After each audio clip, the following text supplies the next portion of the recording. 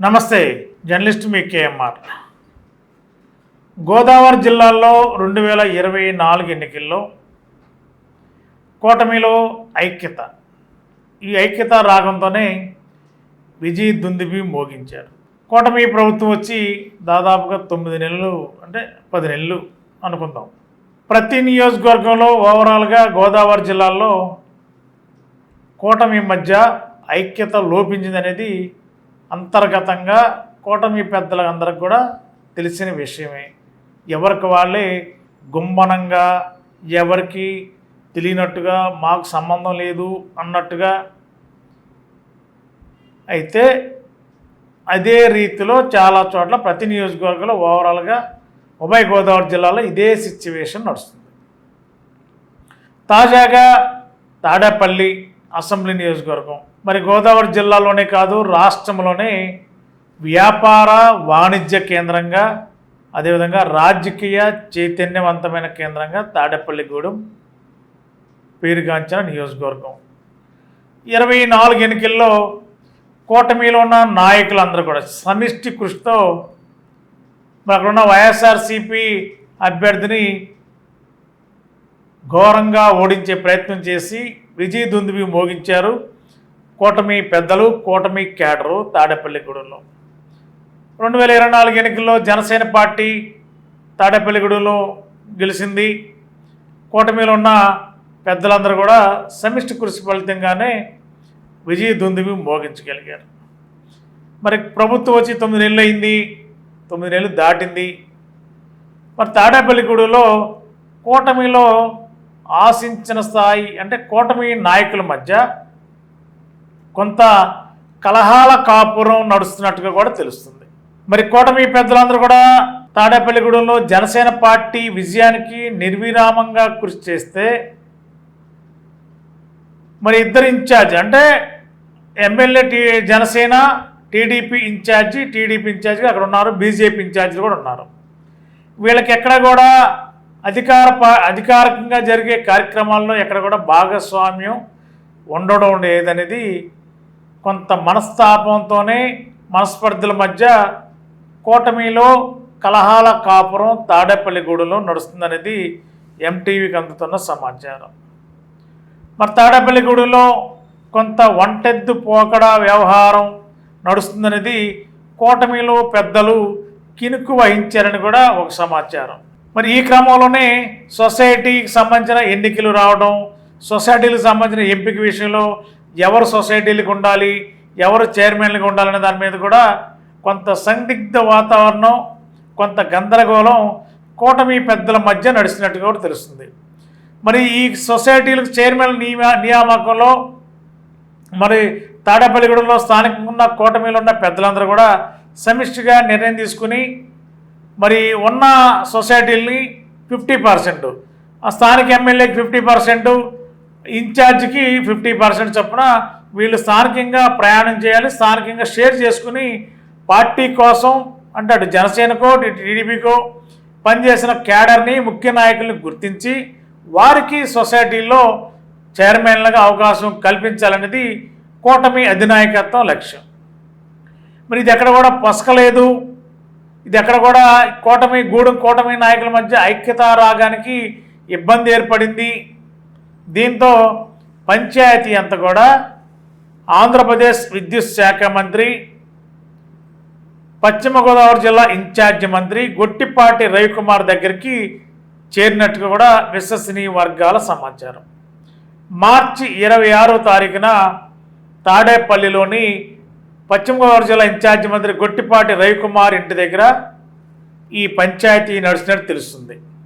Tadepalligudem Janasena MLA, అదేవిధంగా Tadepalligudem TDP incharge ఇద్దరిని కూడా మంత్రి గొట్టిపాటి రవికుమార్ పిలిచి ఇద్దరు అభిప్రాయాలు తెలుసుకుని, మరి ఇద్దరు అభిప్రాయాల మేరకు ఒకరికొకరు కలిసి ప్రయాణం చేయాలి. మరి జనసేన తాడేపల్లిగూడెం, జనసేన టీడీపీ కూడా క్యాడరు నాయకులు సమన్వయంతో వెళ్ళాలి. ఏ కార్యక్రమం చేసినా కలిసి ప్రయాణం చేయాలి, కలిసి పని చేయాలి. అధికార కార్యక్రమాల్లో కూడా మరి తాడేపల్లిగూడెం సంబంధించిన ఎమ్మెల్యే గారు బొలిశెట్టి శ్రీనివాస్ గారు చేసే కార్యక్రమాల్లో తెలుగుదేశం పార్టీ ఇన్ఛార్జి వలవల బాబ్జీ గారిని కూడా ఖచ్చితంగా కార్యక్రమాల్లో భాగస్వామ్యం చేయాలి అని కూడా పశ్చిమ గోదావరి జిల్లా ఇన్ఛార్జి మంత్రి గొట్టిపాటి రవికుమార్ భీమవరం జిల్లా కలెక్టర్ని ఆదేశించినట్టు కూడా ఎంటీవీకి అందుతున్న సమాచారం.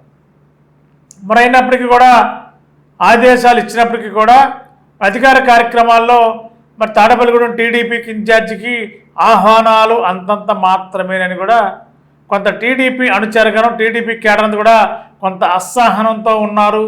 తాడేపల్లిగూడెం కూటమి పాలనలో కూటమిలో సరైన సమానత్వం కానీ సరైన గౌరవం కూడా లభించలేదనేది కూడా తెలుగుదేశం పార్టీలో కొంత కినుకు వైఖరి నడుస్తున్నట్టు కూడా తెలుస్తుంది.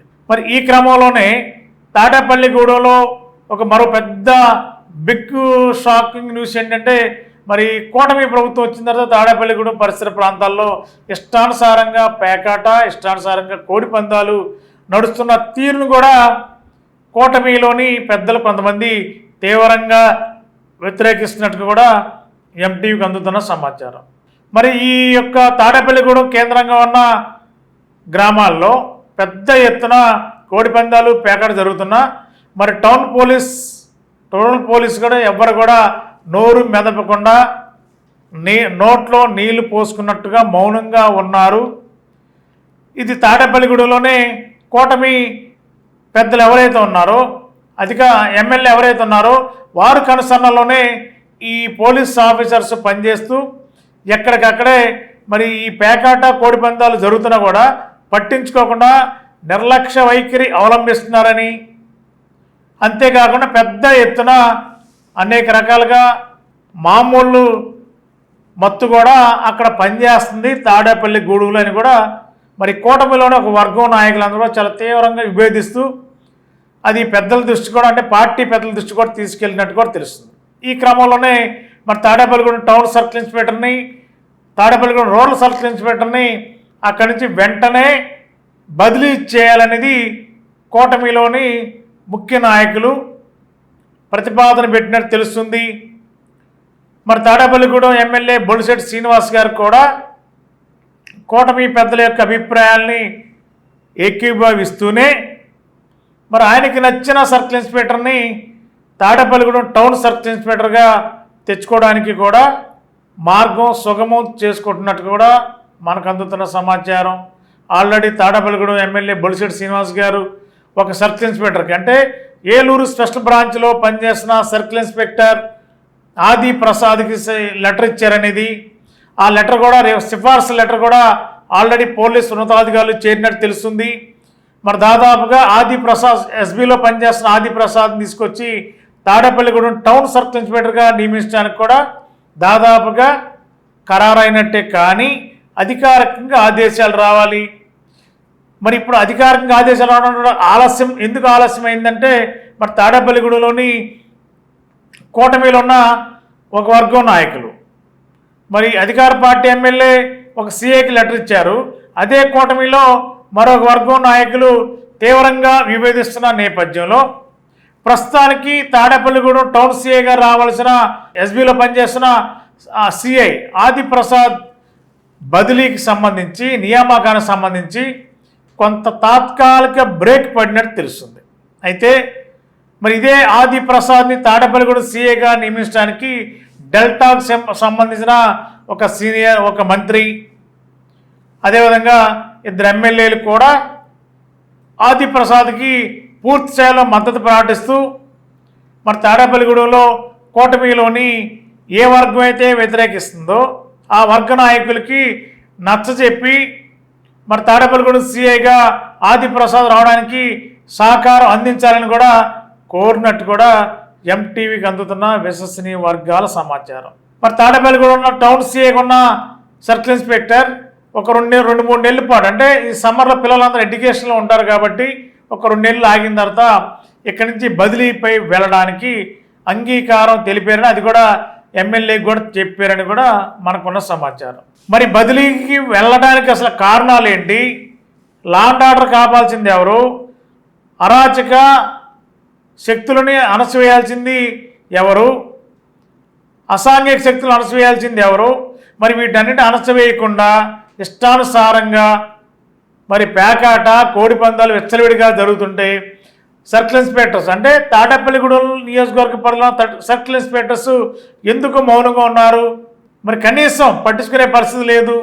ఎందుకని ఈ విధంగా ఉన్నారనేది కూటమిలోని కొంతమంది ప్రముఖులు తీవ్ర స్థాయిలో వ్యతిరేకించడం వల్లే అక్కడ ఉన్న ఇద్దరు సర్కిల్ ఇన్స్పెక్టర్ని కూడా బదిలీ చేయడానికి కూడా కూటమిలోని అధికార పార్టీకి సంబంధించిన ఎమ్మెల్యే కూడా ఒక నిర్ణయానికి వచ్చి వీళ్ళు బదిలీ చేసే పరిస్థితిలో వచ్చినప్పుడు వాళ్ళకు అనుకూలంగా ఉన్న మరో సీఏని ఎస్బీలో పనిచేసిన ఆదిప్రసాద్ తీసుకొచ్చి తాడేపల్లిగూడెం టౌన్ సీఏగా నియమించుకోవడానికి ఒక ప్రయత్నం గత కొద్ది రోజులుగా జరుగుతున్నప్పటికి కూడా మరి ఆదిప్రసాద్ పోస్టింగ్ని మరి కూటమిలోనే తాడేపల్లిగూడెంలో సీనియర్లు పెద్దలు ఇన్ఛార్జీలు కూడా తీవ్రంగా వ్యతిరేకిస్తున్నారని కూడా ఒక సమాచారం. మరి ఈ నేపథ్యంలో వెంటనే ఆదిప్రసాద్ తనకున్న పరిచయాలు డెల్టా సంబంధించిన మంత్రితో అదేవిధంగా ఒకరిద్దరు అధికార పార్టీ ఎమ్మెల్యేలతో కూడా తాడేపల్లిగూడెంలోని కూటమిలో ఎవరైతే ఉన్నారో ఇన్ఛార్జీలుగా ఉన్నారో వారికి ఫోన్ల ద్వారా సమాచారం ఇచ్చి మరి ఆదిప్రసాద్ని తాడేపల్లిగూడెం టౌన్ సీఏగా నియమించుకునేలా కూడా కొంత సహకారం అందించాలని కూడా కోరినట్టు తెలుస్తుంది. మరి ఏదేమైనా ప్రస్తుతానికి మరి తాడేపల్లిగూడెం రాజకీయ వ్యవహారం కూటమి నాయకుల మధ్య కలహాల కాపురం. మరి ఈ పరిస్థితుల్లో ఇన్ఛార్జ్ మంత్రి ఇన్వాల్వ్ అయ్యి ఏ కార్యక్రమం చేసినా అభివృద్ధి సంక్షేమ కార్యక్రమాల్లో ఏ కార్యక్రమం చేసినా కూడా 50% జనసేనకి 50% తెలుగుదేశం కలిసి ఈ కార్యక్రమాలు చేయాలి. 50% 50% కార్యక్రమాల్లో కేడర్కి కానీ కార్యకర్తలకు కానీ అవకాశాలు కల్పించాలనేది ఆంధ్రప్రదేశ్లోని పశ్చిమ గోదావరి జిల్లా ఇన్ఛార్జి మంత్రి గొట్టిపాటి రవికుమార్ మరి ఇద్దరు నాయకుల్ని పిలిచి మార్చి 26న చెప్పినట్టు తెలుస్తుంది. అది కూడా ఆంధ్రప్రదేశ్ ముఖ్యమంత్రి ఆదేశాలుగా భావించాలని తాడేపల్లిగూడెం ఎమ్మెల్యేకి కూడా చెప్పారని కూడా ఎంటీవీకి అందుతున్న విశ్వసనీయ వర్గాల సమాచారం. ఈ నేపథ్యంలో ప్రస్తుతం తాడేపల్లిగూడెంలో కూటమి నాయకుల మధ్య కొంత రగడ వాతావరణం బయటపడకపోయినా రగిలిపోయే పరిస్థితులు అయితే కనిపిస్తున్నాయి. అధికార పార్టీ కార్యక్రమాల్లో పిలుపు లేదు. అదేవిధంగా ఏ కార్యక్రమం చేసినా కూడా ఆహ్వానాలు అందకపోగా కనీసం సొసైటీలో లేకపోతే గ్రామాల్లో జరిగే కార్యక్రమాల్లో కూటమిలో ఉన్న నాయకులకి ఆ పార్టీ ఇన్ఛార్జ్ టీడీపీ ఇన్ఛార్జ్ ఉన్న వ్యక్తికి కూడా కనీస సమాచారం లేకపోవడం, కలుపుకుపోయే విధానం లేకపోవడం ఇవన్నీ కూడా తాడేపల్లిగూడెం కూటమిలో కలహాలకి ప్రధానంగా కూడా కనిపిస్తున్నట్టుగా కూడా తెలుస్తుంది. మరి ఇన్ఛార్జ్ మంత్రి గొట్టిపాటి రవికుమార్ సూత్రం మంత్రం తాడేపల్లిగూడెంలో కూటమిలో ఫలిస్తుందా? మరి ఏం జరగబోతుందో మరి కొద్ది రోజుల్లోనే తెలుస్తుంది. ఇదే క్రమంలో మరి తాడేపల్లిగూడెంలో అసాంఘిక అరాగ శక్తుల ఆగడాలను అరికట్టడంలో మరి అధికార పార్టీ ఎమ్మెల్యే ఏ మేరకు ప్రయత్నం చేస్తారు? మరి ఈ ప్రయత్నం చేయాలంటే అక్కడ ఉన్న సర్కిల్ ఇన్స్పెక్టర్ కూడా మార్చాలనేది తాడేపల్లి కూటమిలోని ఇన్ఛార్జీలుగా ఉన్న నాయకులు ఆ పార్టీల నాయకులు డిమాండ్ చాలా తీవ్ర స్థాయిలో ఉండడం వల్లే టౌన్ సీఏ రూరల్ సీఏని కూడా బదిలీ చేయాల్సిన పరిస్థితి త్వరలో రాబోతుందని ఆ స్థానాల్లో ఎస్బీలో పనిచేసిన ఆదిప్రసాద్ తీసుకొని తాడేపల్లిగూడెం టౌన్ సీఏగా వేయాలని రూరల్ సీఏ కూడా వేరే ఇంకొక సీఏని కూడా ఆల్రెడీ వెతుకులాట స్టార్ట్ చేశారనేది ఆ సీఏని కూడా త్వరలోనే తాడేపల్లిగూడెం రూరల్ సీఏగా నియమించడానికి కూడా ఒక పక్కా పథకం ప్రకారం ప్లాన్ చేస్తున్నట్టు తెలుస్తుంది. మరి తాడేపల్లిగూడెంలో కూటమిలో ఉన్న ఆ నియోజకవర్గ టీడీపీ ఇన్ఛార్జి లేకపోతే వారు అనుచర గణం కానీ లేకపోతే కూటమిలో ఉన్న భాగస్వాములు ఎవరైతే ఉన్నారో వాళ్ళంతా కూడా ఏ మేరకు మరి ఈ సీఎల్ బదిలీలకు సంబంధించి అసాంఘిక అరాగ శక్తులు అరికట్టలేని పరిస్థితిలో ఉన్న వ్యక్తులు టౌన్లో రూరల్లో సీఎల్గా ఉండాల్సిన అవసరం ఉందా అనేది కూటమిలో ఒక వర్గం నాయకులు తీవ్రంగా వ్యతిరేకించడం వల్లే వాళ్ళ బదిలీకి కారణమవుతున్నట్టుగా కూడా తెలుస్తుంది. మరి ఆదిప్రసాద్ని అధికార పార్టీ తాడేపల్లిగూడెం ఎమ్మెల్యే తీసుకురావడానికి ప్రయత్నాలు చేస్తున్నప్పటికి కూడా మరి కూటమిలోని తాడేపల్లిగూడెం ఇన్ఛార్జిగా ఉన్న నాయకులు కొంత వ్యతిరేక భావంగా ఉన్నారని కూడా ఒక సమాచారం. మరి ఈ ప్యాచ్ వర్క్ చేయడానికి మన డెల్టా సంబంధించిన మంత్రి ఇద్దరు అధికార పార్టీ ఎమ్మెల్యేలు రంగంలో దిగి ఆదిప్రసాద్ గారికి భరోసాగా నిలబడ్డారని కూడా తెలుస్తుంది. మరి కొద్ది రోజుల్లో మరి తాడేపల్లిగూడెం టౌన్ సీఏగా ఆదిప్రసాద్ వెళ్ళడం అయితే ఖాయం, కాదు కొంత ఆలస్యం అవ్వచ్చేం కానీ తాడేపల్లిగూడెం టౌన్ సీఏగా ఎస్బీలో ఉన్న ఆదిప్రసాద్ జాయిన్ అవ్వడం అయితే పక్కా, కాదు కొద్ది రోజులు అయితే కానీ ఇవన్నీ కూడా సర్దుబాటు చేసుకుని గూడెంలో ఉన్న తాడేపల్లిగూడెంలో ఉన్న కూటమి నాయకుల మధ్య, ఎమ్మెల్యే మధ్య, ఇన్ఛార్జీల మధ్య ఉన్న సమన్వయం కొద్ది సర్దుబాటు ధోరణికి వెళ్తే కానీ ఈ ఆదిప్రసాద్ నియామకం విషయంలో, పోస్టింగ్ విషయంలో కొంత క్లారిటీ వచ్చే అవకాశం ఉంది. ఏదేమైనా గూడెంలో కూటమిలో కొంత రాజకీయ రచ్చ అంతర్గతంగా నడుస్తున్నట్టు కూడా మనకున్న సమాచారం. మన ఏలూరులో స్వీట్స్ సందడి. ఎన్నో స్వీట్ షాపులు వచ్చాయి. అందరి నోరూరించేలా రకరకాల స్వీట్స్ సరికొత్తగా నాణ్యత ప్రమాణాలతో అతి తక్కువ ధరలకి మనకి ఇష్టమైన స్వీట్లు సరికొత్త రుచులతో అందిస్తున్న మన రెడ్డి స్వీట్స్ అండ్ బేకరీ. సామాన్యుడికి స్వీట్స్ తినే అవకాశం మన రెడ్డి స్వీట్స్ లోనే. ఇక విజయవాడకు వెళ్ళనవసరం లేదు.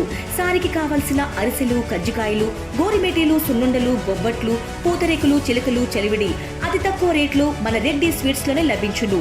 షుగర్ ఫ్రీ స్వీట్లు కూడా మన రెడ్డి స్వీట్స్ లోనే అందుబాటులో ఉన్నాయి. మన ఇళ్లలో జరిగే శుభకార్యాలకు స్వీట్లు, హాట్లు ఆర్డర్స్ పైన మన గుమ్మం ముంగిటే అందించడమే రెడ్డి స్వీట్స్ ప్రత్యేకత.